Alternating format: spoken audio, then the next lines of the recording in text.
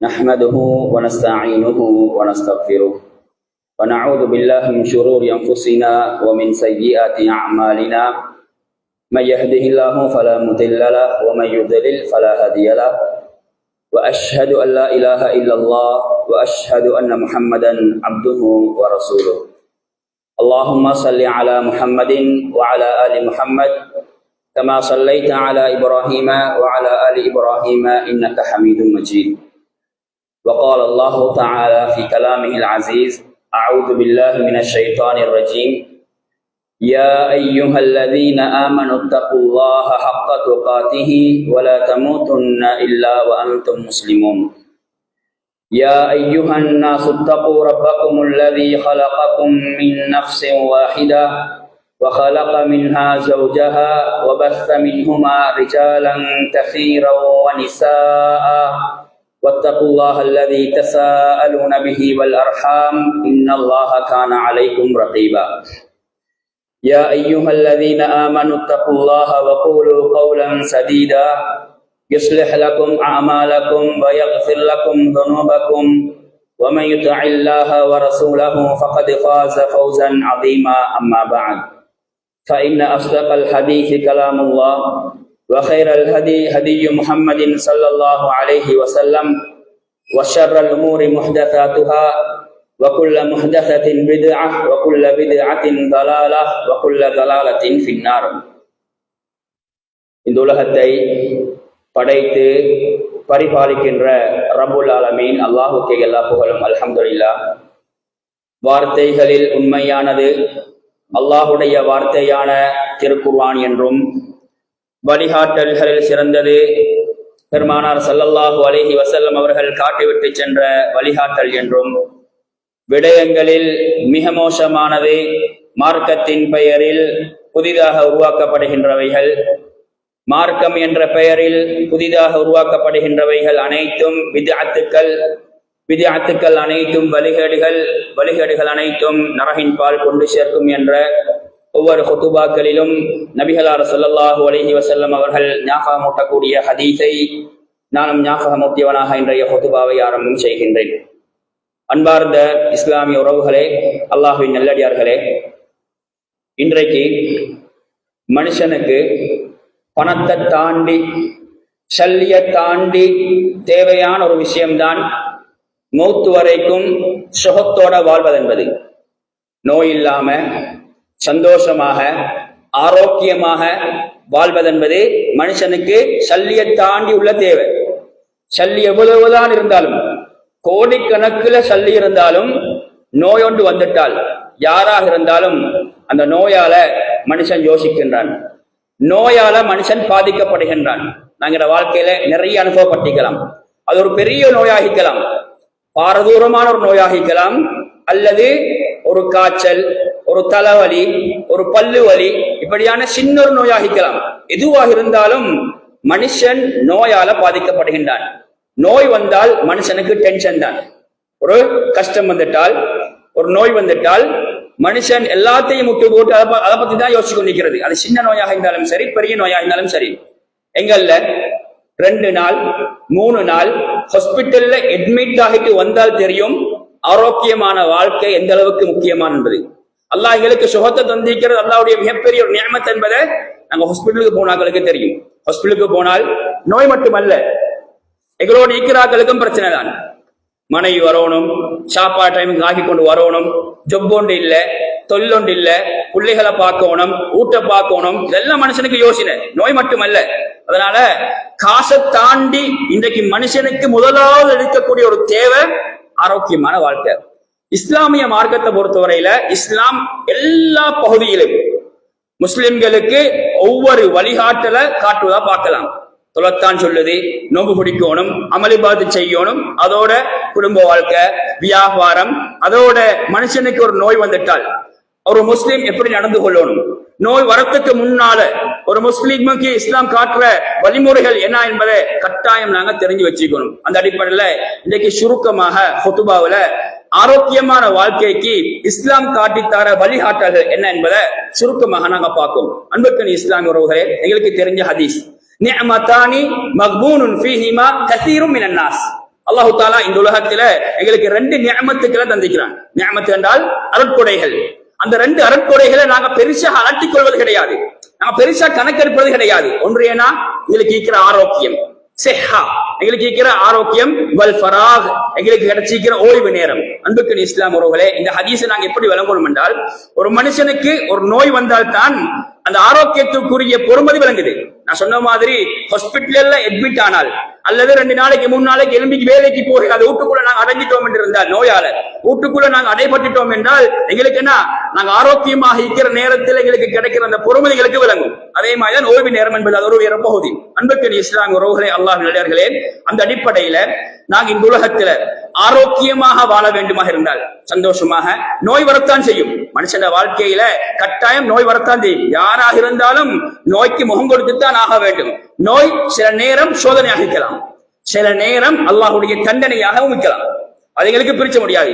யாராவது ஒருத்தருக்கு கடுமையான ஒரு நோய் வந்துட்டால் எங்களுக்கு அல்லாஹ்வுடைய தண்டனை என்று ஒரு அடிக்கு சொல்ல முடியாது.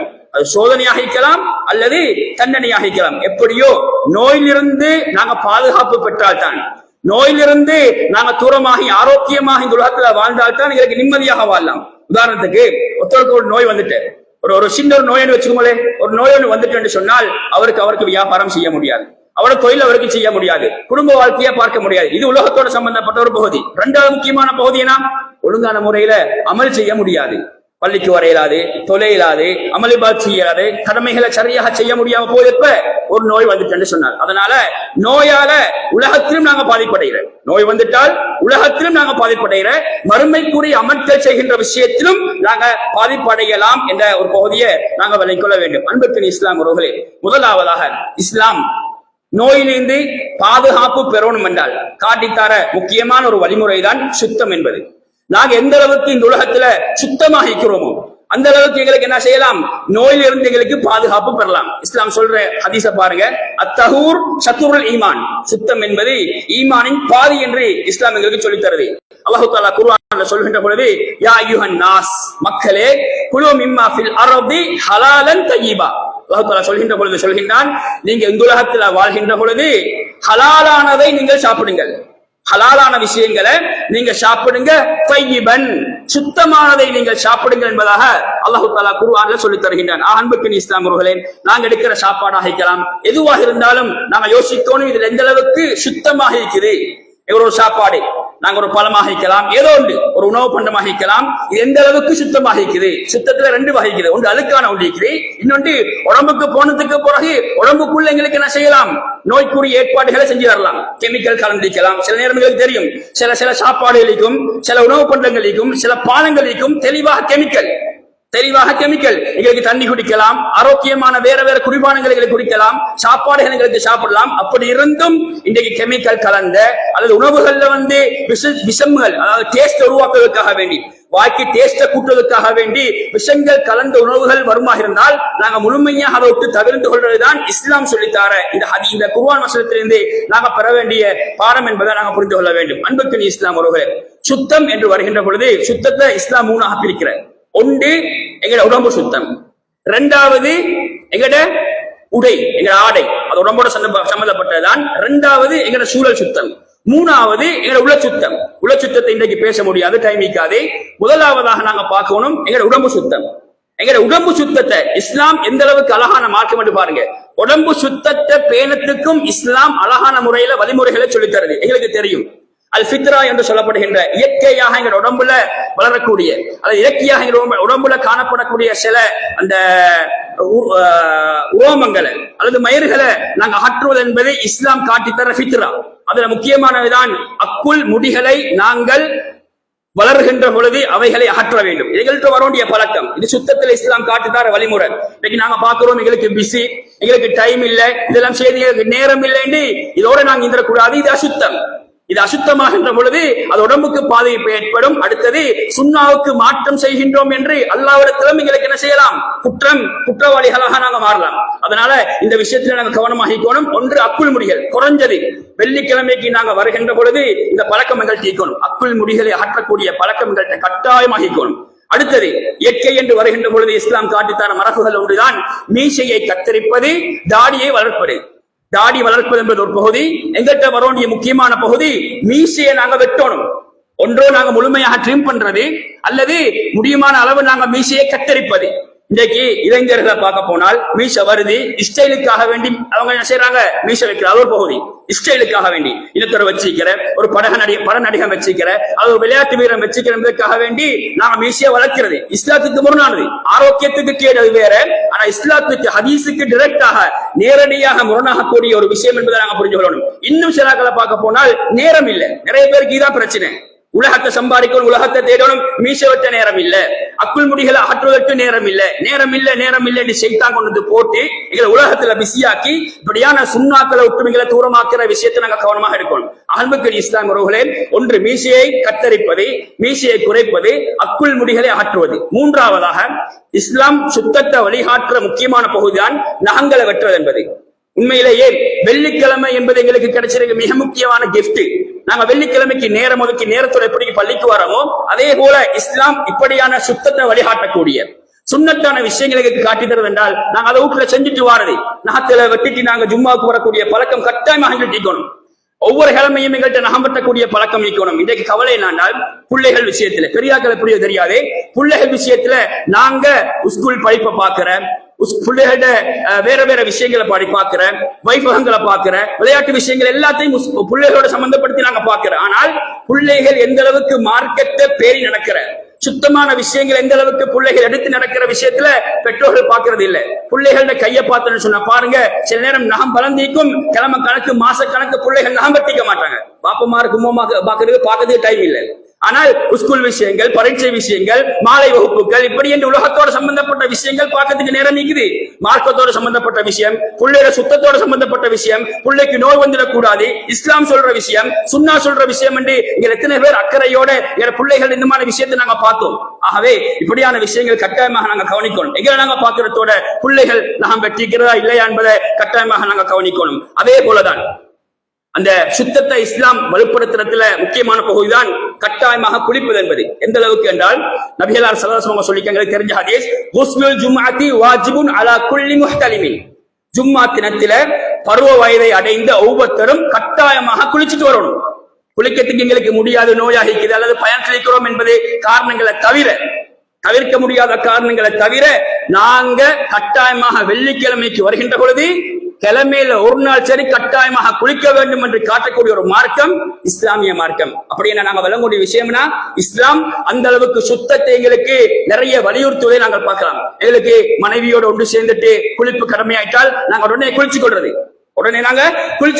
எங்களுக்கு பிஸி, நாங்க கடைக்கு போயிட்டு வாரது, நாங்க அந்த இடத்துக்கு போயிட்டு வர, இந்த இடத்துக்கு போயிட்டு வர, பயணம் போயிட்டு வரது, இன்னைக்கு குளிப்பு கடமையாக நஜீஸோட இருந்து கொண்டு நாங்க இப்படியான பிஸிகளை நாங்க இருந்துடக்கூடாது. நாங்க குளிப்பு கடமை என்றால் குளிப்பு நாங்க கடமையாக குளிச்சுட்டு அடுத்த வேலையை செய்யறது. சிலர்களுக்கு கவலை என்றால் தொழுகை பத்தி கணக்கே இல்லை, அவங்களுக்கு தொழுகை பத்தி கணக்கே இல்லை. இரவு நேரத்துல மனைவியோட ஒன்று சேர்ற சுபகும் இல்ல, தொகரும் இல்ல, அந்த நாள் பூராக அவருக்கு நேரம் கிடைக்கும் வரைக்கும் குளிக்காமிக்கிறது. இதைகள்ட்ட வரக்கூடாது. ஒன்று தொழுகையை நாங்க தொழணும், டைமுக்கு தொழணும். அந்த தொழக்கூடிய பழக்கம் இருந்தால் தான் குளிப்பு கடமையானால் குளிக்க வேண்டிய தேவைகளுக்கு வரும். அதனால தொழுகை முதலாவதாக நாங்கள் நிறைவேற்றிட்டு குளிப்பு கடமையாகிவிட்டால் கட்டாயமாக உடனே குளிக்கக்கூடிய பழக்கம் எங்கள்கணும். இரவு நேரத்தில் எங்களுக்கு ஒன்று சேர்ந்து குளிக்க முடியாம இருந்தது சொன்னால் இஸ்லாம் என்ன சொல்லுது, புது எடுத்துக் கொண்டு குளிக்கும், புது எடுத்துட்டு சுபஹ் கிளம்பத்துக்கு முன்னால நீங்க சுபஹ் கிளம்பி நீங்க குளிங்க இஸ்லாம் சொல்லுது. ஆக இப்படியான பழக்கங்கள் சுத்தத்தை வலியுறுத்தக்கூடிய, சுன்னா காட்டி தரக்கூடிய முக்கியமான அமர்க்கள் என்பதை நாங்கள் புரிந்து கொள்ள வேண்டும். சுத்தத்தை வழிகாட்டக்கூடிய அல்லது சுத்தத்தை வலியுறுத்தக்கூடிய முக்கியமான ஒரு பகுதிதான் புது எடுப்பது என்பது. புதுவுல நாங்க நினைச்சு கொண்டிருக்கிறோம், புது என்றால் தொழுகைக்கு மட்டும்தான் கடமை நாங்க நினைச்சு கொண்டிருக்கிறோம். அப்படி இல்லை. இஸ்லாமிய மார்க்கத்தை பாருங்க, ஹதீஸ்களை பாருங்க, ரசூலுடைய வாழ்க்கையை பாருங்க. தூங்கத்துக்கு முன்னால புது எடுத்துக்கொண்டு தூங்குமாறு இஸ்லாம் சொல்லுது. தூங்கத்துக்கு முன்னால உது எடுத்துக்கொண்டு நாங்க தூங்கணும். நாங்க ஒரு பயணம் போறோம் என்று இருந்தால், நாங்க வெளிக்கு போறோம் என்றால் நாங்க யோசிக்கணும். நாங்க போன் எடுத்துக்கிற மாதிரி, எங்களோட பர்ஸ், எங்க டாக்குமெண்ட்ஸ் நாங்க எடுத்துக்கிற மாதிரி நாங்க யோசிக்கக்கூடிய பகுதி, நான் புதுவோடு இருக்கிறேன்னா இல்லையா யோசிக்கணும். இது எங்கள்கிட்ட இல்லை. இன்றைக்கு இந்த சுண்ண எங்கள்கிட்ட இல்ல. யாரெல்லாம் புது எடுத்த நிலைமையில மூத்து வருதோ, நான் கேளுங்க, புது எடுத்த நிலைமையில யாருக்கெல்லாம் மூத்து வருதோ, குர்ரன் முஹஜ்ஜலீன மின் ஆசாரில் புது, நாளை மறுமையில அவர்கள் புதுவுடைய உறுப்புகள் பலபலத்தவர்களாக மினுமினுங்கியவர்களாக அல்லாஹ் தஆலா நாளை மறுமையில எழுப்புவான். ஹதீஸ்களுக்கு தெரியும். அன்புக்கு இஸ்லாம் உறவுகளே, நாங்க புதுவ தொழுகைக்கு மட்டும் சுருக்கி கொண்டோம். அப்படி தரக்கூடாது. எல்லா நேரத்திலும் எல்லா சந்தர்ப்பத்திலும் நாங்க யோசிக்கணும், பகுதி நான் புதுவோடு இருக்கிறா இல்லையா. புது முடிஞ்சிட்டால் நாங்க பாத்ரூமுக்கு போறோம், புது முடிஞ்சிட்டதுன்னு சொன்னால் நாங்க சோம்பேறித்தனத்துல எங்களோட முகத்துல தண்ணி படக்கூடாது, கால தண்ணி படக்கூடாது என்று சோம்பேறித்தனம் காட்டக்கூடாது. இது சைத்தான வேலை. நாங்க பாத்ரூமுக்கு எப்ப போறோம், வெளிக்கு வந்துட்டேன்னு சொன்னால் அல்லது பாத்ரூம் இருந்து கொண்டு புது எடுத்துக்கொண்டு வரக்கூடிய பழக்கம் எங்கள் டீக்கணும். தொழுகைக்கு மட்டுமல்ல, எல்லா நேரத்திலும் எல்லா சந்தர்ப்பத்திலும் புதுவோடு இருக்கவும் என்ற ஆசை இருந்தால் நாங்க யோசிக்கணும், என்கிட்ட புது வைக்கிறா இல்லையா. புது முடிஞ்சிட்டால் அவசரமாக போயிட்டு புது எடுத்துக்கொண்டு புதுவோட நாங்க இருக்கிறது பயணமாக இருக்கலாம், ஃபங்க்ஷனாக எதுவாக இருந்தாலும் புதுவோடு இருக்கக்கூடிய பழக்கம் ஒன்று சுத்தத்தை வலுப்படுத்தும், ஆரோக்கியத்துக்கு வழிகாட்டும், அடுத்தது நிறைய நன்மைகளை தரக்கூடிய ஒரு முக்கியமான சுன்னா என்பதை நாங்க புரிந்து கொள்ள வேண்டும். அன்புக்கு இஸ்லாம் உறவுகளை அல்லாஹ்வுடைய அடுத்தது சுத்தத்தை வழிநடத்தக்கூடிய முக்கியமான பகுதிதான் நாங்க சிறுநீர் கழிச்சிட்டால் சிறுநீரை சுத்தம் செய்வது. பெரியாக்கள் சிறுநீர் கழிச்சா சிறுநீர் சுத்தம் ஒரு பகுதி உண்டு. ஆனால் சின்ன பிள்ளையாக இருந்தாலும் சரி, சிறுநீர் கழிச்சிட்டால் மறைவான முறையில ஒழுக்கமான முறையில இஸ்லாம் சொல்ற பிரகாரம் சின்ன பிள்ளைகளுக்கு நாங்க பழக்கணும். இன்னைக்கு கண்ட இடமெல்லாம் நாங்க சிறுநீர் கழிக்க அந்நிய ஆக்கள மாதிரி, இஸ்லாம் அல்லாத ஆக்கள மாதிரி எங்க பிள்ளைகள் நாங்க வளர்த்தக்கூடாது. ஒரு பயணம் போறோம் என்றாலும் அந்த பிள்ளைக்கு ஒழுக்கத்தை சொல்லிக் கொடுக்கணும். தண்ணி எடுத்துக்கொண்டு போயிட்டு சிறுநீர் கழிக்கக்கூடிய பழக்கத்தை பிள்ளைகள்கிட்ட நாங்க காட்டி கொடுக்கணும். ஆகவே இதெல்லாம் இஸ்லாம் இயற்கை மரபு என்று சொல்லி சுத்தத்துக்கு வழிகாட்டக்கூடிய முக்கியமான ஒரு வழிகாட்டலாக எங்களுக்கு காட்டி தருவதை நாங்கள் பார்க்கின்றோம். அன்புக்கு இஸ்லாம் உறவுகளே, அடுத்ததாக சுத்தம் ஆரோக்கியம் என்று வருகின்ற பொழுது எங்கட உடம்பு எந்த அளவுக்கு சுத்தமாக இருக்கிறதோ, இஸ்லாம் எந்த அளவுக்கு அதுகளுக்கு வலியுறுத்துதோ ஆர்வமுட்டுதோ, அதே போலதான் எங்கட ஆடை எங்களோட உடுப்பு சுத்தமாக இருக்கணும், அழகாக இருக்கணும். ஆனால் அழகு என்று சொல்லி எங்களுக்கு விரும்பியவை எல்லாம் எங்களுக்கு தேர்ந்தெடுக்க முடியாது. எங்களுக்கு நினைச்ச உடுப்பை எங்களுக்கு அழகாக எடுத்துக்கொள்ள முடியாது. நாங்க டைட்டாக உடுக்கிறது, டைட்டாக ட்ரௌசர் போடுறது, சுஜூது எங்களுக்கு செய்ய முடியாது, தொழுகைக்கு எங்களுக்கு பர்ஃபெக்டான முறையில தொழ முடியாது. இப்படி எல்லாம் எங்களுக்கு அழகா தேர்ந்தெடுக்க முடியாது. இஸ்லாம் அழகா சொல்லி தருது. அந்த அழகான ஆடையை நாங்க படிச்சு அந்த முறைப்படி நாங்க என்ன செய்யணும், எங்க உடுப்பை நாங்க சாய்ஸ் பண்ணிக்கொள்ளணும், எங்க உடுப்பை நாங்க உடுக்கணும். அல்லாஹ் தஆலா குர்ஆன்ல சொல்கின்ற பொழுது, யா பனி ஆதம், ஆதமுடைய மகனே, ஹுஸு ஸீனதகும் இன்த குல்லி மஸ்ஜித், நீங்க பள்ளிக்கு வருகின்ற பொழுது, அல்லாஹ்வுடைய ஆலயத்துக்கு வருகின்ற பொழுது உங்கள சிறந்ததை நீங்க தேர்ந்தெடுத்துக் கொண்டு உடுத்துக்கொண்டு வாங்குவோம் என்பதாக அல்லாஹ் தஆலா குர்ஆன்ல சொல்லி தருவதை பார்க்கிறோம். ஆகவே நாங்க ஸ்பெஷலாக பள்ளிக்கு வருகின்ற பொழுது நாங்க அழுக்கான ஆடையோட வாரது, வேர்வையோட வாரது, அடுத்தவனுக்கு டிஸ்டர்ப் பண்ற மாதிரி தொந்தரவு கொடுக்கிற மாதிரி நாங்க வந்து தொழுட்டு போறது, இதங்கிட்ட வரக்கூடாது. நாங்க ஒரு ஃபங்க்ஷனுக்கு இப்படி அழகாக பெர்ஃபெக்டாக நாங்க நீட்டாக அயம் பண்ணிக்கொண்டு நாங்க எப்படி நாங்க உடுத்துக்கொண்டு போறோமோ அதை விட அல்லாஹ்வுக்கு முன்னுக்கு நாங்க வரணும். நாங்க எங்கள் டீக்கிற நல்ல உடுப்பு எடுத்துக்கொண்டு நாங்க பள்ளிக்கு வந்து தொழுட்டு போகக்கூடிய பழக்கம் எனட்டையும் உங்கள்கிட்டையும் கட்டாயமாக இருக்கணும். வெள்ளிக்கிழமை என்று வந்துட்டால் எங்களுக்கு என்ற ஒரு ஆடை இருக்கணும். இது வெள்ளிக்கிழமைக்கு ஸ்பெஷலாக இருக்கிற ஆடை. கல்யாண உடுப்புக்கு, வேற வைபவங்களுக்கு, வேற ஃபங்க்ஷனுக்கு நாங்க ஸ்பெஷலான உடுப்புகளை வச்சிருக்கிறேன். ஆனால் பள்ளிக்கு வர நேரத்துல எங்களுக்கு என்ன எங்க உடுப்பை நாங்க பாக்குறல, அதை பத்தி நாங்க யோசிக்கிறல. இதெல்லாம் இஸ்லாம் காட்டித்தர வழிமுறைகள். அன்புக்கு இஸ்லாம் உறவுகளே, மஸ்ஜிது சாதாரண இடங்கள் கிடையாது. தொழுகை என்பது அல்லாஹ்வோட நாங்க டைரக்டாக பேசக்கூடிய ஒரு இபாதத்து. அப்ப நாங்க எங்க உடுப்பு இதெல்லாம் சரியாக இருக்குதா, அல்லாஹ் விரும்புகின்ற ஆடையாக நாங்க உடுத்திக்கிறோமே என்பதை கட்டாயமாக பார்க்கணும். அடுத்தபடியாக சுத்தத்துல இஸ்லாம் காட்டித்தர முக்கியமான ஒரு பகுதிதான் எங்க வீட்டு சூழல். எங்கட வீடு, எங்கட வீட்டுல இருக்கிற எங்கட சமையலறை, எங்கட கிச்சன், எங்கட பெட்ரூம், எங்கட வீட்டு சூழல் எந்த அளவுக்கு சுத்தமாக இருக்கிறதோ அந்த அளவுக்கு எங்களுக்கு ஆரோக்கியமாக இருக்கலாம், அந்த அளவுக்கு நோய் இல்லாத வாழ்க்கையாக எங்களுக்கு வாழலாம். இன்றைக்கு இலங்கை நாட்டுல டெங்கு போன்ற பாரதூரமான அபாயகரமான நோய்கள் பரவுவதற்கு முக்கியமான காரணம் என வீட்டு சூழல் சுத்தம் இல்லை. ஆகவே நாங்க முஸ்லீமாக இருக்கிறோம் என்றால், இஸ்லாம் தனித்துவமான மார்க்கமாக இருக்கிறால், இஸ்லாம் சுத்தத்தை நிறைய சொல்லித் தருது என்றால் நாங்க யோசிக்கணும் எங்களோட வீடு எந்த அளவுக்கு சுத்தமாக இருக்குது. அந்த அன்றைக்கு நாங்க தின்ன சாப்பாடு, எங்களோட சக்திபான, எங்களோட பீங்கான எல்லாம் நாங்க கழுவி விட்டு ராவேக்கி நாங்க அதெல்லாம் ஒழுங்கான முறையில் இஸ்லாம் சொல்ற பிரகாரம் சுத்தமான முறையில வச்சுட்டு நாங்க தூங்குறோமான்னு நாங்க யோசிக்கணும். இல்லாட்டிக்கு ராவேக்கி நார அடுத்தன்றைக்கும் கழுகாம ஊடு நாத்தம் அடிக்கிற அளவுக்கு நாங்க அசுத்தத்தோட நாங்க இன்னைக்கு வாழ்றோமா இல்லையான்னு நாங்க யோசிக்கணும். இந்த விஷயத்த நாங்க போய் உடனடிக்கு நாங்க மனைவிட்டு சொல்லாம, மனைவிக்கு நாங்க குத்தமாக சொல்லாம, நாங்களும் முடியுமான அளவுக்கு அவங்களுக்கு ஹெல்ப்பாக இருந்து உதவியாக இருந்து இப்படியான விஷயங்கள் இஸ்லாம் சொல்லித் தருது. நாங்க ராவா எல்லா விஷயங்களையும் நாங்க சுத்தப்படுத்தி விட்டு நாங்க தூங்குவோம் என்ற ஒத்துழைப்போடு நாங்க நடந்து கொள்ளணும். இதெல்லாம் கணவன் மாட்ட வர வேண்டிய பழக்கங்கள் என்பதை நாங்க புரிஞ்சு கொள்ள வேண்டும். அன்புக்கு இஸ்லாம் அவர்களே, எங்க வீட்டுக்குள்ளே அழைக்கலாம், வீட்டுக்கு வெளியே அழைக்கலாம், எதுவாக இருந்தாலும் நாங்க எப்பயும் சுத்தத்தை பேணக்கூடியவராக இருக்கிறோம். இன்றைக்கு கவலை என்னென்றால், நாங்க மட்டும் சந்தோஷமாக வாழ்ந்தா போதும், நாங்க மட்டும் நிம்மதியா வாழ்ந்தா போதும், எங்கட எந்த எங்கட எந்த அழுக்கும் எங்க போனாலும் எங்களுக்கு பிரச்சனை இல்லை. இன்னைக்கு நாங்க பாக்குறோம் பொதுவான இடங்கள்ல பொதுவான ரோடுகள்ல எங்கட அழுக்குகளை நாங்க தெரியாம இரவு நேரத்துல அது ஜாமத்துல நாங்க வீசிட்டு வாடுது இதெல்லாம் எங்கள்கிட்ட வரக்கூடாத பழக்கங்கள். இதெல்லாம் நல்ல பண்புகள் கிடையாது. குறிப்பாக முஸ்லிம்கள் என்ற ஆட்கள்கிட்ட வரக்கூடாத பழக்கங்கள். ஆனா இன்றைக்கு எங்கட சுயநலத்துக்காக வேண்டி எங்கட மட்டுமுள்ள சந்தோஷத்துக்காக வேண்டி நாங்க நினைச்சு கொண்டிருக்கிறோம். நாங்க மட்டும் வந்தோம், ஆனால் அதால நாங்களும் சேர்ந்துதான் பாதிக்கப்படுகின்றோம். ஆகவே எங்கட உத்தைகள் ஆகிக்கலாம், எங்களை வீட்டிலிருந்து வெளியேறக்கூடிய கழிவு நீர்கள் ஆகிக்கலாம், எதுவாக இருந்தாலும் நாங்க யோசிக்கிறோம் எந்த அளவுக்கு இதை சுத்தமாக வைக்கிறது, இதால எந்த அளவுக்கு நாங்க எங்களோட சமூகம் நோயிலிருந்து தூரமாகிறது என்பதை கட்டாயமாக யோசிக்கொண்டு ஒரு பகுதி இருக்கிறோம். ஆகவே நாங்க எந்த அளவுக்கு எங்களோட உடம்ப சுத்தமாக வைக்கிறதோ, எங்களோட ஆடைகளை சுத்தமாக வைக்கிறதோ, அதே போல எங்களோட வீட்டு சூழலை நாங்க சுத்தமாக வச்சுக் கொள்றோமோ அந்த அளவுக்கு எங்களுக்கு நோய் இல்லாத வாழ்க்கைக்கு, அந்த அளவுக்கு ஆரோக்கியமான எங்களுக்கு வாழ்க்கை கிடைக்கும். உலகத்திலும் எங்களுக்கு நிம்மதியாக இருக்கலாம், மறுமையிலும் எங்களுக்கு நன்மைகள் பெற்றுக் கொள்வதாக எங்களுக்கு மாறலாம் என்ற பகுதியை நாங்கள் விளைக்கிறோம். இரண்டாவது பகுதி ஆரோக்கியமான வாழ்க்கையில இஸ்லாம் காட்டித்தரக்கூடிய இரண்டாவது பகுதி என்னென்றால் இஸ்லாம் காட்டித்தர மருந்துகளை நாங்கள் பயன்படுத்துறது. இஸ்லாம் குர்ஆனும் சுன்னாவும் எங்களுக்கு இன்றைக்கு நிறைய மருந்து வகைகளை காட்டித்தருது. எங்களுக்கு தெரிஞ்சுக்கலாம், எங்களுக்கு சில நேரம் இப்படியான மருந்து வகைகள் தெரிஞ்சுக்கலாம், ஆனா நாங்க மறந்துட்டோம். நாங்க அதை செய்யறதுக்கு நாங்க இன்ட்ரெஸ்ட் இல்ல, அல்லது சைத்தான் எப்படி கொண்டு போட்டிக்கிறேன் என்றால் அதால உனக்கு செஞ்சு சக்சஸ் இல்ல, ஒரு நோய் உனக்கு சுகமாகாது என்ற ஒரு ஈமானின் தளர்ச்சிய, ஈமான்ல குறைபாட சைத்தான் கொண்டு வந்து போட்டிக்கலாம். அன்புக்கு இஸ்லாம் அவர்களே, இஸ்லாமிய மருத்துவத்தை தனியா எடுத்து நிறைய நேரம் பேசணும். இன்னைக்கு நிறைய மருத்துவங்கள் வளர்ச்சி அடையுது. இன்றைக்கு உலகத்துல மருந்துல தொப்ல வலிக்கக்கூடிய மருந்து என்ன மருந்து? ஆங்கில மருந்து யார்?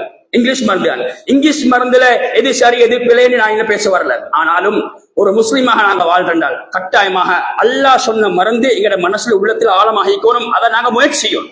இதான் பாயிண்ட். ரசூல்லா எங்களுக்கு காட்டி தந்த மருந்து வகைகள், ரசூல்லாவோட வாழ்க்கையில அவங்க மருந்தாக பயன்படுத்திய விஷயங்களை நாங்க விளங்கணும், தெரியணும், எங்களோட வாழ்க்கையில நாங்க அமுல்படுத்தணும். அந்த மருந்தால குணம் கிடைக்கும் என்ற ஈமான்கள் தீர்க்கணும். அன்புக்கு இஸ்லாம் அவர்களே, மருந்துல இஸ்லாம் குர்ஆன் சொல்லித்தார டாப் லெவல் இருக்கக்கூடிய மருந்து என்ன மருந்து? தேன்பானி. தேன் என்பது இஸ்லாம் மருந்துக்கென்றே சொன்ன வார்த்தையாக பயன்படுத்திய ஒரு மருந்து தான் தேன் என்பது. அல்லாஹ் தஆலா குர்ஆனில் எப்படி சொல்கின்றான்? யஹ்ருஜு மின் புதூனிஹா ஷராபுன். தேனை பற்றி சொல்கின்ற பொழுது தேனுடைய வயிற்றிலிருந்து பானங்கள் வெளிப்படுகின்றன.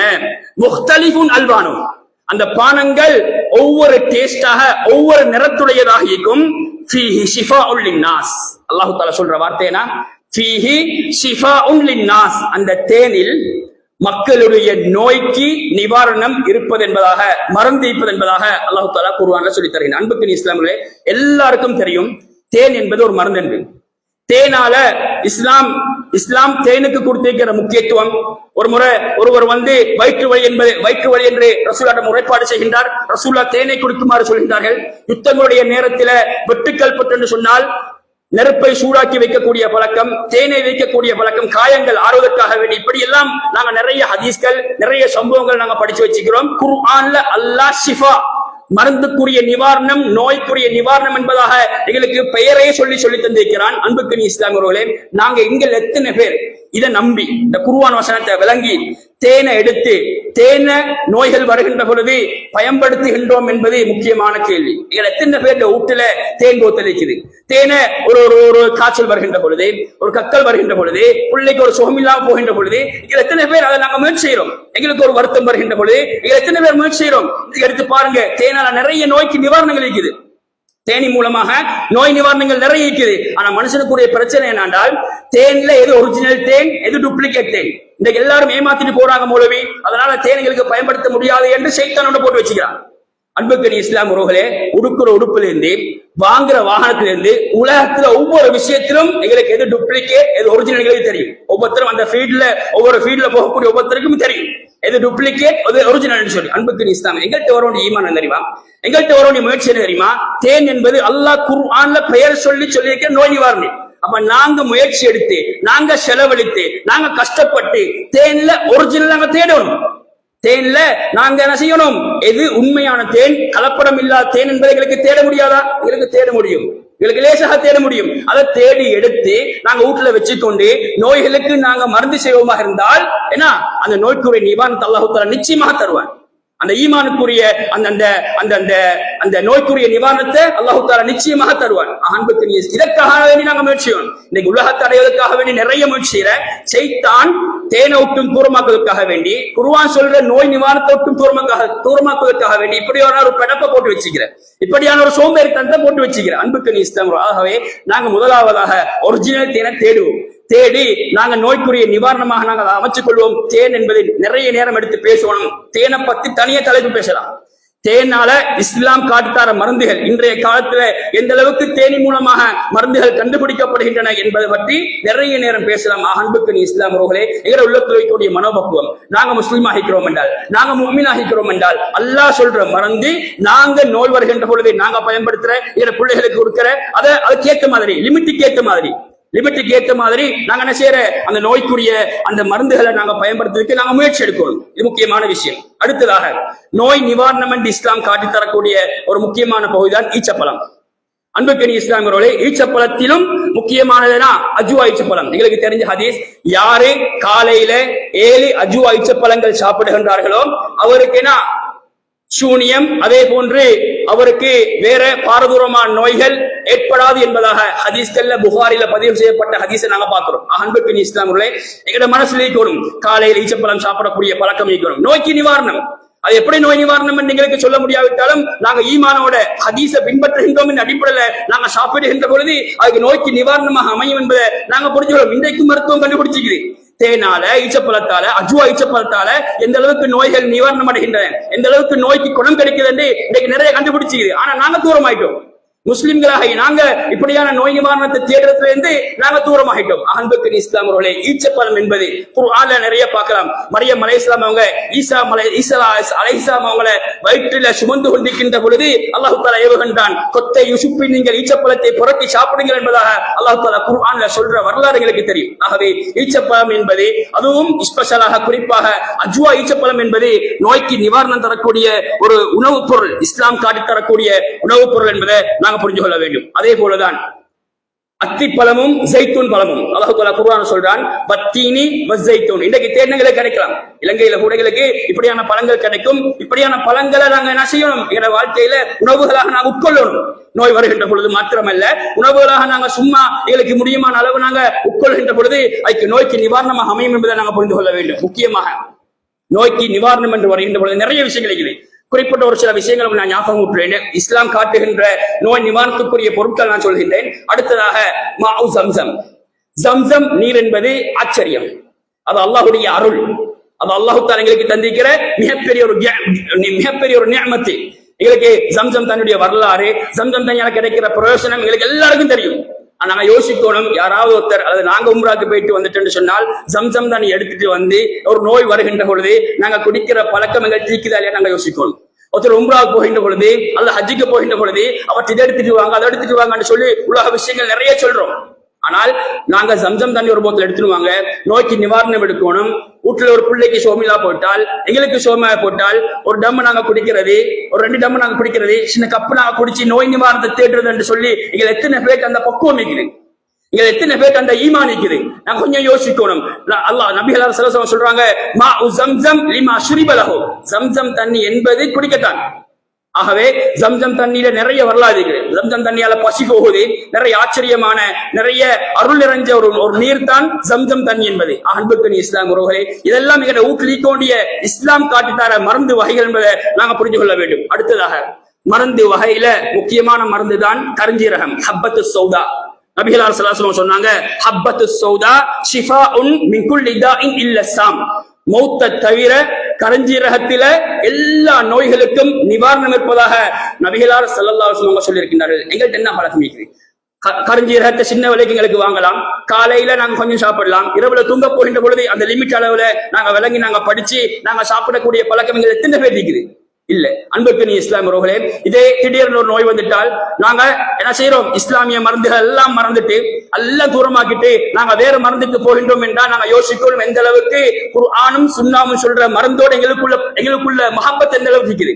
குர்ஆனும் சுல்லாவும் சொல்ற மருந்தோட எங்களுக்கு எந்த அளவுக்கு தொடர்பு இருக்குது, அந்த மருந்தை செஞ்சிட்டால் எனக்கு நோய் நிவாரணம் கிடைக்கும் என்று எந்த அளவுக்கு எங்களை ஈமானிக்குது என்பதை நாங்கள் கட்டாயமாக யோசிக்கணும். அன்புக்கு இஸ்லாம் அவர்கள் இப்படி இஸ்லாம் நிறைய மருந்து வகைகளை சொல்லித்தருது. அதுல முக்கியமான ஒன்றுதான் ஹிஜாமத் என்று சொல்லப்படுகிற மருந்து வகை.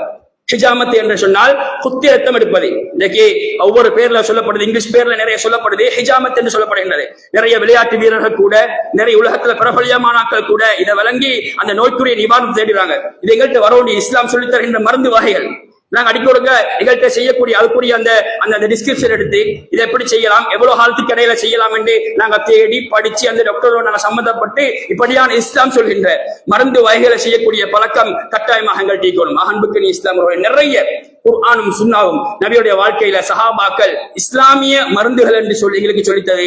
நாங்க யோசிக்கணும், நாங்க தெரிஞ்சு வச்சிருக்கிறோம், இதெல்லாம் எங்களுக்கு தெரிஞ்ச விஷயம் தான். தேனாகிக்கலாம், ஜம்தம் தனியாகிக்கலாம், குத்தி ரத்தம் எடுக்கிற ஹிஜாமத் முறையாகிக்கலாம், இதெல்லாம் எங்களுக்கு தெரியும் தான். ஆனால் எங்களை எத்தனை பேர் அதற்காக வேண்டிய முயற்சி செஞ்ச, எங்களுக்கு ஒரு நோய் வருகின்ற பொழுது, எங்களை பிள்ளைக்கு ஒரு நோய் வருகின்ற பொழுது எங்களை எத்தனை பேர் அதை செய்யணும் என்று ஈமானிக்குது. இதெல்லாம் சைத்தான்களுக்கு மறக்கடிக்க செஞ்சுட்டான், இதெல்லாம் சைத்தான்களை படப்பா, இதெல்லாம் செஞ்சு வேலைன்னு சைத்தான் சொல்றான். சைத்தான் அப்படித்தான் போட்டிக்கிறான். எங்கள்கிட்ட ஈமான் இருக்கணும். நாங்க ஈமானோட அல்லாஹ் முழுமையாக நம்பி, அல்லாஹ் முழுமையாக நாங்க நம்பி இந்த மருந்து வகைகளை நாங்க செய்வோமாக இருந்தால், அதுக்கு ஏற்ற மாதிரி, அந்த நோய்க்கு ஏற்ற மாதிரி அந்த லிமிட்டோட நாங்க செய்வோமாக இருந்தால் நிச்சயமாக அல்லாஹ் தஆலா நோய்க்குரிய நிவாரணத்தை தருவான். அன்புக்கு இஸ்லாம் உறவுகளை அல்லாஹ்களே, இஸ்லாம் ஆரோக்கியத்துக்கு நிறைய வழிமுறைகளை காட்டி தருது. அதை படிக்கணும், எங்களோட வாழ்க்கையில கொண்டு வரணும். அதோட நோய் ஒன்று வந்துட்டால் இஸ்லாம் நிறைய மருந்து வகைகளை சொல்லித் தருது. அதுங்களோட வாழ்க்கையில கொஞ்சம் கொஞ்சமாக செய்யக்கூடிய பழக்கங்கள் தீக்கணும். நாங்க குர்ஆனை நேசிக்கிறோம் என்றால், நாங்க சுன்னாவை நேசிக்கிறோம் என்றால், ரசூலாவை நாங்க நேசிக்கிறோம் என்றால், ரசூலா எதை எங்களுக்கு காட்டி தந்தாங்களோ அதை செய்யறதான் நேசிப்பதுடைய அடையாளம், வெளிப்பாடு. ஆகவே இப்படியான விஷயங்கள் நாங்க செஞ்சு ஆரோக்கியமாக வாழக்கூடிய பாக்கியத்தை வல்ல ரஹ்மான் எனக்கும் உங்களுக்கும் தருவானாக. வ ஆகிரு தஅவானா அல்ஹம்துலில்லாஹி ரப்பில் ஆலமீன்.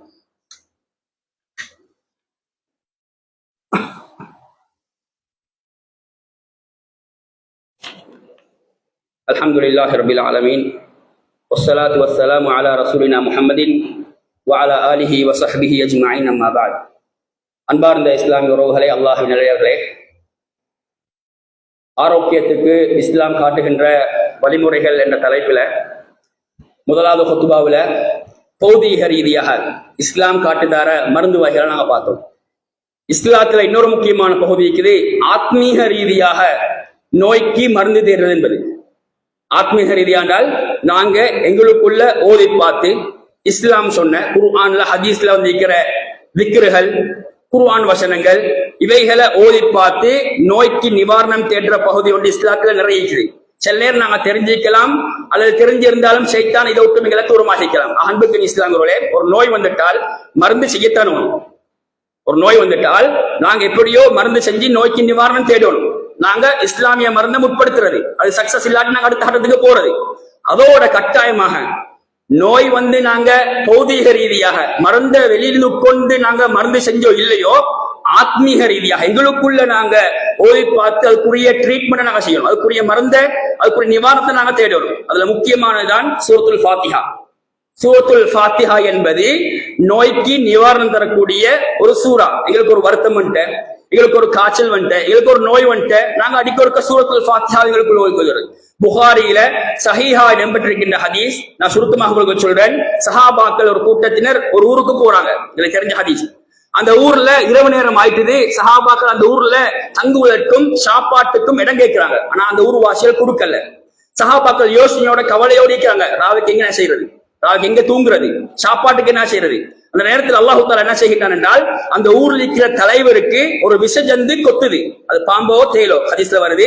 ஒரு விஷம் கொத்துது, விஷம் தொப்பு கேட்டு மருந்து தேடி பாக்குறாங்க. அந்த மருந்து சக்சஸ் ஆகல. சக்கராத்துடைய நிலைமையில அந்த ஊருடைய தலைவர் இருக்கிறாரு. அந்த நேரத்துல ஊரிக்கக்கூடிய ஆக்கள் சொல்றாங்க, புதுசாக ஒரு கூட்டம் சஹாபாக்கள் சொல்ற வந்திக்கிறாங்க, அவங்களை யாராவது ஒருத்தர் மருந்து செய்யக்கூடிய நான் கேட்டு வாரேன் என்று சொல்லி சஹாபாக்கிட்ட வந்து விஷயத்தை சொல்றாங்க. அப்ப ஒரு சஹாபி எழும்பி நான் மருந்து செய்யறேன் என்று சொல்லி அந்த விசஜஞ்சி அந்த தலைவரை போயிட்டு கிட்ட போயிட்டு விசஜஞ்சி இடத்துல சூரத்துல் ஃபாத்திஹாவை ஓதி வைக்கிறாரு. வெச்சத்தோட அந்த விஷயம் அப்படியே அல்லாஹ் தஆலா ஆற்றி அந்த ஊர் தலைவர் தப்புறாரு. இது புகாரில சஹீஹா இடம்பெற்றிருக்கின்ற ஹதீஸ். அந்த மருந்து செய்யறதுக்கு முன்னால அந்த சஹாபி மருந்து செய்யறதுக்கு முன்னால ஒரு நிபந்தனை போட்டாரு. என்ன நிபந்தனைனால், இதுக்கு நாங்க மருந்து செஞ்சால் அந்த மருந்துக்காக வேண்டி நீங்க என்ன செய்யணும், எங்களுக்கு ஊர்ல தங்கத்துக்கு இடம் தரணும், 40 ஆடுகள் தரணும். 40 ஆடுகள் தரணும். அவங்க அதுக்கு எக்ரி ஆகிறாங்க. மருந்து இந்த நோய்க்குரிய நிவாரணம் நடக்குது. அதே மாதிரி பேசின மாதிரி ஏன்னா அவங்களுக்கு ஊர்ல தங்க வச்சு 40 ஆடுகள் கொடுக்குறாங்க. சஹாபாக்கள் என்ன செய்யறாங்கன்னா 40 ஆடுகளையும் ரசூலாட்டு வரும் வரைக்கும், ரசூலாட்டு வந்து கேட்கும் வரைக்கும் 40 ஆடுகளையும் திருப்பி மதீனா கொண்டு வராங்க. மதீனாவுக்கு கொண்டு வந்து ரசூலாட்ட விஷயத்தை சொல்றாங்க. ரசூல் எப்படி நடந்து சொன்னாங்க. ரசூலா கேட்கிறாங்க, சூரத்துல் ஃபாத்திஹா மருந்து என்ன உங்களுக்கு எப்படி தெரியும்? சூரத்துல் ஃபாத்திஹா மருந்து என்ற ரசூலுல்லா அவங்களுக்கு சொல்லி கொடுத்திருக்கிறாங்க. அந்த மருந்தின் அடிப்படையில் அவங்க நோய்க்கு மருந்து செய்யறாங்க. அதுக்குரிய நிவாரணம் கிடைக்குது. ரசூலா சொல்றாங்க, அந்த 40 ஆடுகள்ல ஒரு பங்கத்தாரம் கஷ்டமான சஹாபாக்கள் இருக்கிறாங்க, அவளுக்கும் சதகா கொடுக்கணும்னு சொல்லி அதுல ஒரு பங்கை கேட்டு எடுக்கிறாங்க. அன்புக்கரி இஸ்லாம் ஒருவேளை இது புகாரில சஹீஹா இடம்பெற்றிருக்கின்ற ஹதீஸ். ஆக நாங்க விளங்க வேண்டிய விஷயம் என்னென்றால் சூரத்துல் ஃபாத்திஹா என்பது நோய்க்கு நிவாரணம். அதே மாதிரிதான் எங்களுக்கு தெரியும், இன்றைக்கு உலகத்துல ஒரு மனுஷன் முன்னேறி வருகின்ற பொழுது பொறாமக்காருடைய கண்ணூர் என்பது எங்களுக்கு தெரிஞ்ச விஷயம். கண்ணூர் என்பது உண்மையானது. அல்லாஹ் தஆலா குர்ஆன்ல எப்படி சொல்கிறான், வமின் ஷர்ரி ஹாசிதின் இதா ஹஸத். பொறாமைப்படக்கூடியவருடைய பொறாமையை விட்டும் கருதியை விட்டும் நாங்கள் அல்லாஹ்ட்ட பாதுகாப்பு தேடணும். கண்ணூர் என்பது இஸ்லாம் ஏன்னா அதுல இருந்து பாதுகாப்பு தேடுமாறு எங்களுக்கு சொல்லுது. அதுல முக்கியமானதுதான் குல் சூறாக்கள் ஒதுக்கொள்றது. குல் சூறாக்களை நாங்க அடிக்க ஒரு முறை எங்களுக்குள்ள ஒதுக்கொள்ளணும். தொழுகைக்கு பிறகு ஓதுறது. இன்னைக்கு தொழுகைக்கு சலாம் கொடுத்து முடிச்சிட்டு எங்களுக்கு நேரம் இல்லை. உலகத்தை தேடிக்கு நாங்க அப்படியே ஓடுறோம். குல் சூறாக்கள் ஓதுற மூலமாக இப்படியான பாதிப்பிலிருந்து நாங்க என்ன செய்யலாம், தப்பலாம். இரவுல தூங்க போகின்ற பொழுது குல் சூறாக்கள் ஓதுப்பார் இஸ்லாம் சொல்லுது. அதை ஓது நாங்க எங்க மேல தேய்ச்சி கொள்ளணும். இதெல்லாம் இஸ்லாம் காட்டித்தாரனா நோய்க்கு நிவாரணம். ஆத்மீக ரீதியாக இஸ்லாம் காட்டித்தரக்கூடிய நோய்க்கு நிவாரணம் என்பதை நாங்க புரிஞ்சு கொள்ள வேண்டும். அதே போலதான் ஆத்மீக ரீதியாக நாங்க நோய்க்கு நிவாரணம் தேட வேண்டுமாக இருந்தால் காலை மாலை ஔராதுகள் என்பது முக்கியமானது. இன்னைக்கு காலையில் ஔராது ஓதுறதுக்கு எங்களுக்கு நேரம் இல்லை, அல்லது ஔராதுகளுக்கு பாடம் இல்லை. பாடமான ஔராதுகளை கூட ஓதுறதுக்கு ஷைத்தான் இடம் கொடுக்கறல்ல. அன்புக்கு இஸ்லாம் உறவுகளே நிறைய பார்க்கலாம். அஊது பிகலிமாத்தில்லாஹி தாம்மாத்தி மின் ஷர்ரி மா ஹலக். அர்த்தத்தை எடுத்து பாருங்க. நேரம் அர்த்தம் சொல்றதுக்கு நேரம் கிடையாது. அழகான துவாக்கள் ஒரு நாளைக்கு காலையில 3 முறை அல்லது 7 முறை, மாலையில 3 முறை அல்லது 7 முறை நாங்க ஓதுவோமாக இருந்தால் இந்த உலகத்தில் இருக்கிற அனைத்து கருதியை விட்டும், நோய் மட்டுமல்ல நிறைய கருதிகள் இருக்குது, நிறைய ஷர்றுகள் இருக்குது, நிறைய சோதனைகள் இருக்குது, இவைகள் அனைத்தையும் விட்டும் எங்களுக்கு பாதுகாப்பு பெறலாம். பிஸ்மில்லாஹில்லதி லா யதுர்ரு மஅ இஸ்மிஹி ஷைஉன் ஃபில் அர்தி வலா ஃபிஸ் ஸமா வ ஹுவ ஸமீஉல் அலீம். அழகான துஆ. காலையில 3 முறை ஓதுறது, மாலையில 3 முறை ஓதுறது. எங்க எத்தனை பேருக்கு பழக்கம் இருக்குது? லேசான துஆக்கள். சில நேரம் பாடம் நிக்கலாம். எங்களுக்கு ஓதத்துக்கு நேரம் இல்லாததை நாங்க மறந்துட்டோம். அன்புக்கு இஸ்லாம் அவர்களே, நான் ஆரம்பத்துல சொன்னது மாதிரி உலகத்துல பணம் இருந்தோ இல்லையோ மனுஷன் நோய் இல்லாம வாழணும். உலகத்துல எவ்வளவுதான் சல்லியாக இருந்தாலும் சல்லிக்காரனாக இருந்தாலும் அவனுக்கு ஒரு ஆசைனா சல்லியை விட நோய் இல்லாத வாழ்க்கை தேவை. நோய் இல்லாத வாழ்க்கை தேவை என்றால் இஸ்லாம் நிறைய வழிமுறைகளை சொல்லித்தருது. அதுல முக்கியமான பகுதி 2வது ஹுத்பால சொன்ன மாதிரி ஆத்மீக ரீதியாக நாங்க நோய்க்கு நிவாரணம் தேடணும். எங்களுக்குள் ஆயத்துல் குர்சியை நாங்க ஒதுக்கொள்ளணும், ஔராதுகளை நாங்க ஒதுக்கொள்ளணும், சந்தர்ப்ப துவாக்களை நாங்க ஒதுக்கொள்ளணும், காலை மாலை ஔராதுகளை ஒதுக்கொள்ளணும். தொழுகைக்கு புறகிக்கக்கூடிய ஔராதுகளை பொறுமையாக இருந்து ஷைத்தான் விட மாட்டான். சைத்தான் ஒவ்வொரு வேலையை போடுவான். சைத்தான் மறக்கடிக்க செய்வான். சைத்தானோட போராடி தியாகம் செஞ்சு நாங்க இந்த ஔராதுகளை நாங்க ஓதுகின்ற பொழுது எங்களுக்கு நோய்க்கு நிவாரணம் மட்டுமல்ல, உலகத்தில் எங்களுக்கு பாதுகாப்பு, உலகத்தில் எங்களுக்கு நிம்மதி, எல்லா ஷர்ரையும் மட்டும் எங்களுக்கு நிம்மதி அளிக்கலாம். நாளை மறுமையிலும் அதுக்குரிய நன்மை கட்டாயம் எங்களுக்கு கிடைக்கும் என்பதை நாங்க மறந்துவிடக் கூடாது. அன்புக்கு இஸ்லாம் உறவுகளை அல்லாஹ் இந்த உலகத்துல வாழ்கின்ற சந்தர்ப்பத்தில் அல்லாஹ் தாலா என்னையும் உங்களையும் ஆரோக்கியமாக வாழ சொல்லணும். நோய் நொடி இல்லாம, நோய் வரலாம், சின்ன சின்ன நோய்கள் வந்துட்டு போகலாம், அதுகளை பாவத்துக்கு மன்னிப்பாக அமையும். ஆனால் பாரதூரமான நோய் யாருக்கும் வரக்கூடாது. பெரிசா செலவழிச்சு கொண்டு வாழ்க்கையே யோசிச்சு கொண்டு நாங்க உலகத்திலும் நிம்மதி இல்லாம அமளிபாத்திலும் நாங்க ஜீரோவாக அமளிபாத்திலும் நாங்க செய்யக்கூடிய ஆர்வம் இல்லாம அல்லாஹ் தஆலா எங்களை தள்ளிவிடக்கூடாது. ஹாஸ்பிட்டல் எங்களை காலம் போகுது, எங்களை கடைசி நேரம் நோயிலே போகுது. எங்களுக்கு உலகத்தையும் பார்க்க முடியாது, உலகத்திலும் சந்தோஷமா இருக்க முடியாது. அமலை பார்த்து தொழுக விஷயங்கள், நோம்பு பிடிக்கிற விஷயங்கள், வேற விஷயங்கள்ல எங்களுக்கு ஆசைக்காது. இப்படியான நிலைமையில் அல்லாஹ் என்னை உங்களையும் பாதுகாக்க வேண்டும். அப்படி தள்ளிவிடக் கூடாது. அதுல இருந்து நாங்க பாதுகாப்பு பெறணும். அதுக்குரிய வழிமுறைகளை இஸ்லாம் நிறைய எங்களுக்கு காட்டித் தருது. ஆகவே இஸ்லாம் இந்த உலகத்தில் ஆரோக்கியமாக வாழத்துக்கு என்னென்ன வழிகாட்டுதல்களை சொல்லித் தருதோ அந்த வழிகாட்டுல நாங்க பேணி வாழ்ந்து உலகத்தில் நிம்மதியாக இருந்து அல்லாஹ்வுடைய கடமைகளை சரியாக செஞ்சு நாளை மறுமையிலும் வெற்றி பெற்ற கூட்டத்துல வல்ல ரஹ்மான் என்னையும் உங்களையும் ஆக்குவானாக. அகூலு கௌலி ஹாதா அஸ்தக்ஃபிருல்லாஹி லி வலக்கும் வல் ஜமீல் முஸ்லிமீன் ஃபஸ்தக்ஃபிரு இன்னஹு கஃபூர் ரஹீம். அக்மிஸ் ஸலாத்.